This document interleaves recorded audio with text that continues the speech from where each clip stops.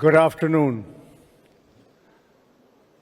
It's a privilege to be here at FICCI Frames, among the most influential minds and creators shaping India's vast media and entertainment landscape.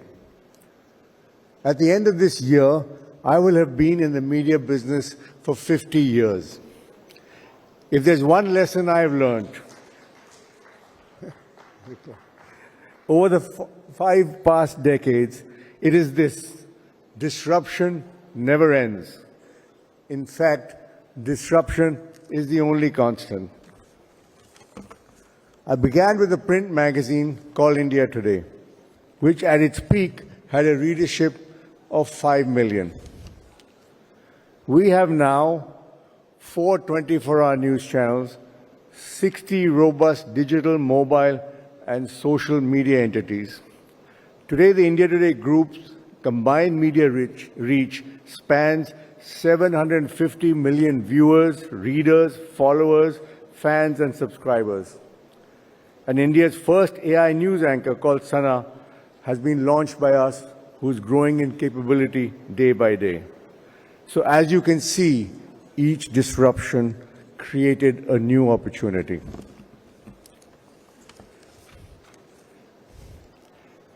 In my years, I have seen disruption come in waves, each one more powerful than the last.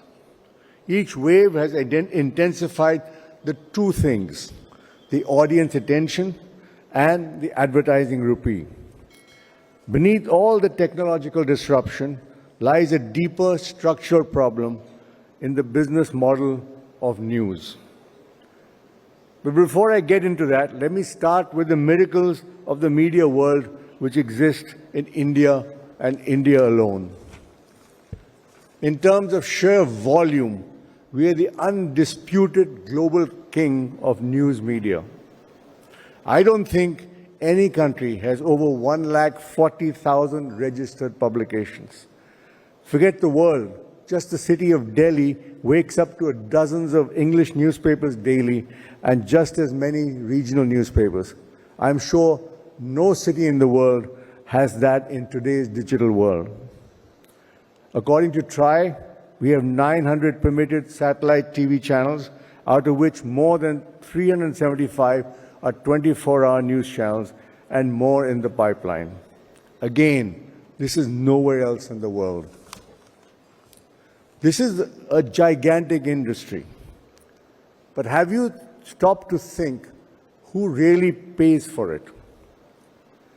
The major newspapers have relied on what I call Raddi economics.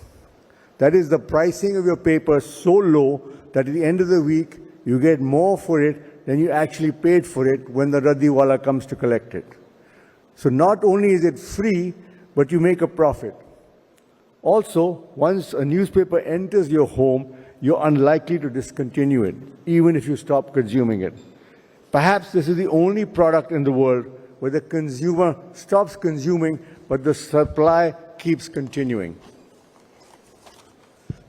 The same practice went into broadcasting.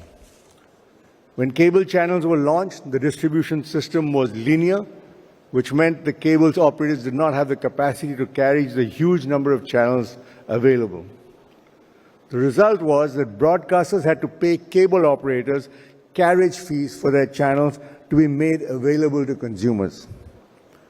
Even after digitization, which was intended to solve the carriage problems, the practice of carriage still continues because there is no must-carry rule.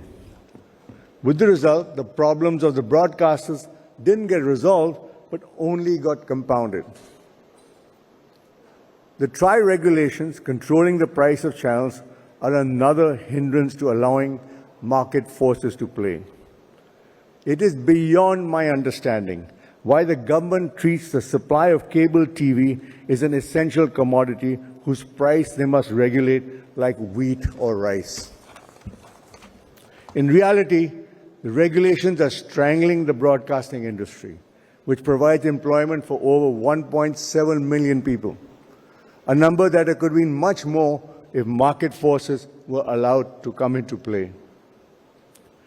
And if the truth be told, with apologies to the speaker before me, and in my humble opinion, in terms of the potential which what has happened and what can happen, to my mind, the government has made a mess of the broadcasting industry due to lack of foresight and regressive policies.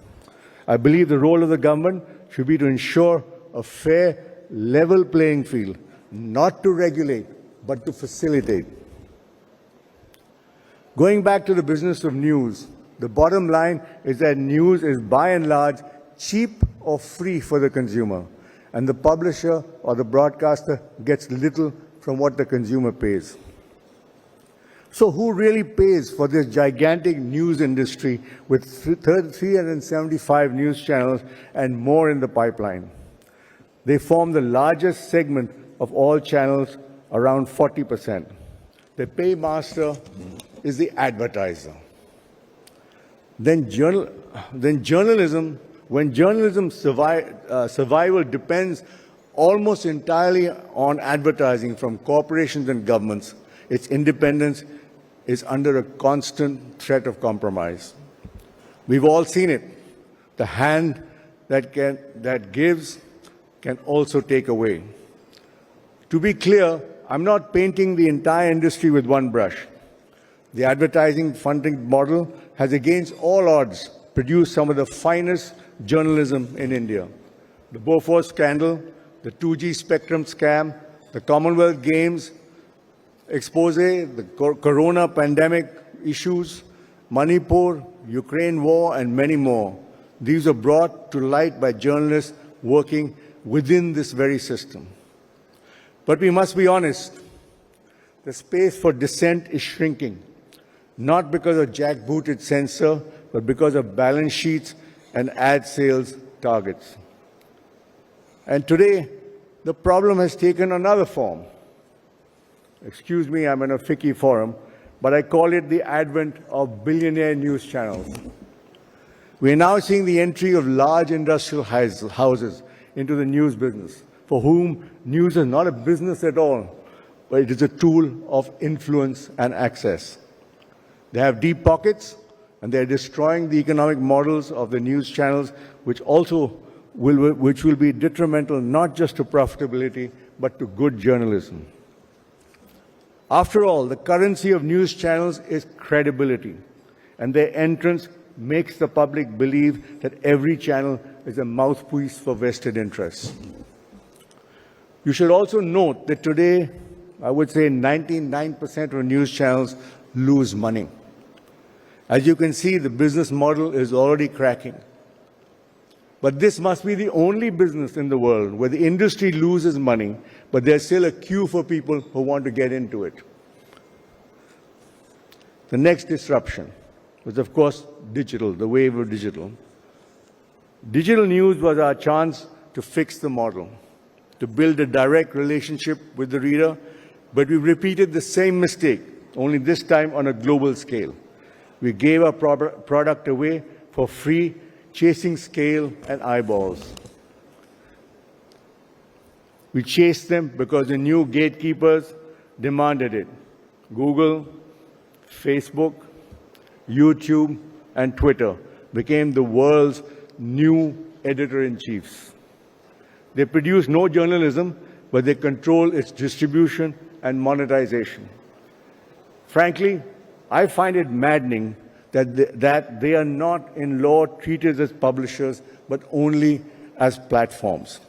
If I publish or broadcast someone else's defamatory statement, I'm liable for defamation, but not the platforms. But in fact of ad revenues, they are the real media companies of this country, with over 70% of total media revenue. They're eating the breakfast, lunch, and dinner of media companies, leaving only crumbs for publishers and broadcasters. Digital advertising is now 55% of total ad revenue, far surpassing TV and print. Their master is the algorithm.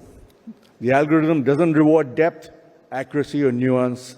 It rewards outrage, speed, and virality. It has transformed our information ecosystem into a battleground for attention, contaminating public discourse in the process. Newsrooms that once invested in reporters now have to invest in CEO specialists. The editorial meeting is as much about what's trending as it is what is important. The old master was the advertiser, the new master is the algorithm. And now we face the next great wave of disruption, artificial intelligence. AI is being positioned as a new arbiter of truth. It can summarize 5 articles into 1 paragraph. It can give you an answer directly, so you never have to click. But what happens to the original news organizations, the ones who pay reporters and fight court cases to bring you the news, when our content is scraped, synthesized, and regurgitated without credit or revenue? This is an existential threat to the very creation of credible information. So where does this leave us, the people in this room? It leaves us with a profound challenge. The old models are broken. The new gatekeepers are ruthlessly efficient, and the very value of professionally generated content is under threat. I don't have all the answers, but I do know this. We as an industry must stop apologizing for the value what we create. We must innovate, not just in our content, but in our business models. We must persuade our audience that credible, well-researched news is a public good. And like any public good, it has a price. It cannot be free. A subscription is not just a transaction. It's a vote for the kind of media you want to exist. For 50 years, I have lived through failures, false starts, and occasional successes. Let me leave you with this. Disruption is not the enemy. It's the new normal.